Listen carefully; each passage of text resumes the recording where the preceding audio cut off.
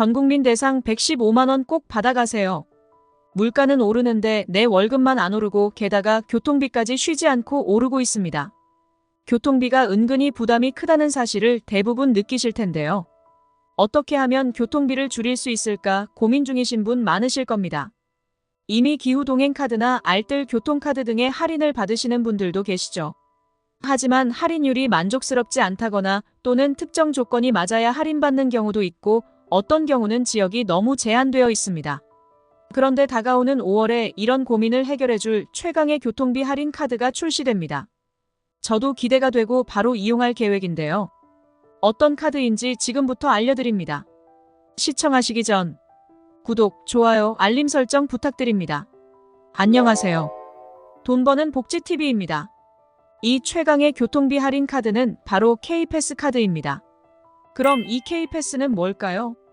이 카드는 기존에 많은 분들이 이미 사용하셨던 알뜰 교통카드를 매우 강력하게 개선한 정부 주도의 교통비 환급 제도입니다.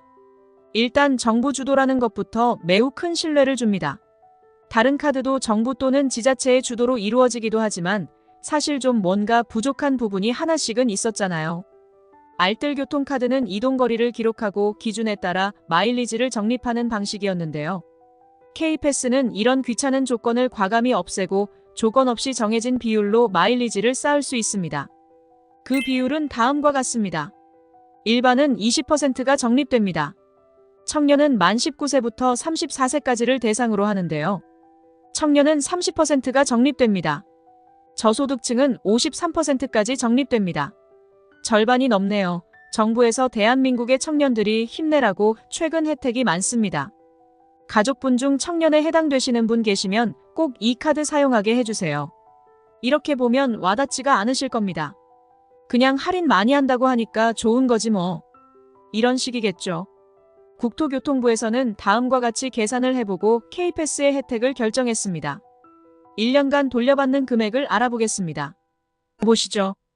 1회 대중교통요금 1,500원 60회 기준으로 하면 일반인 경우 20%로 300원 곱하기 60회 곱하기 12개월 하면 21만 6천 원입니다. 청년 30%로 450원 곱하기 60회 곱하기 12개월 하면 32만 4천 원. 저소득층 약 53%로 800원 곱하기 60회 곱하기 12개월 하면 57만 6천 원입니다. 대중교통요금이 가장 비쌀 때 기준으로 최대 금액까지 계산해 보겠습니다. 저소득층을 계산해보면 1,600원 곱하기 60개월 곱하기 12개월 하면 115만 2천 원이 됩니다. 이렇게 국토교통부의 계산을 보면 최소 21만 6천 원부터 115만 2천 원까지 혜택을 보게 됩니다. 이런 경우 부정적인 분들은 최대 금액 혜택 받는 사람이 얼마나 되겠냐 하시겠죠. 하지만 주변을 조금 살펴보시면 광역버스나 GTX로 출퇴근하시는 분 많습니다. 그런 경우 최대 금액까지 혜택을 실제 받으실 겁니다. 자세히 살펴보면 조건이 있네요. 아까 조건 없이 적립한다고 하지 않았냐고 하시겠죠? 죄송합니다. 하지만 정말 별거 아닌 조건이네요. 최소 월 15회 이상 사용해야 적립할 수 있습니다. 출퇴근하시는 분은 이거 조건이라고 볼 수도 없습니다. 8일 정도만 출근해도 왕복 16회가 되거든요. 조건이라고 볼 수 없습니다.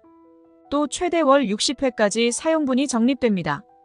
이것도 조금만 생각해보면 하루도 쉬지 않고 한 달 30일 출퇴근하면 딱 60회입니다. 아무리 봐도 조건이 천재적으로 합리적이라고 보이네요. 개인적인 생각으로 생각이 다르신 분들의 의견 존중합니다. 생산적이고 훌륭한 의견 있으시면 댓글 남겨주세요. 큰 힘이 됩니다. 이어서 말씀드리면 이렇게 적립한 마일리지는 다음 달에 돌려받게 됩니다. 이렇게 좋다고 난리난 K패스 카드는 어디서 쓸 수 있나요? 시내버스, 지하철, 수도권 광역급행철도, 즉 GTX, 광역버스 등의 대중교통을 탈 때 쓸 수 있는데요. 서울을 포함한 전국 189개 지자체에서 K패스를 도입했습니다. 인구수 10만 명 이하인 일부 지자체를 제외하면 사실상 전국 모든 지자체가 참여하는 셈인데요. 역시 기대가 되네요. 요즘 서울시에서는 기후동행카드 때문에 시행 초반에 실물카드 대란으로 난리였죠. 그 이후 사용 인구가 상당한데요.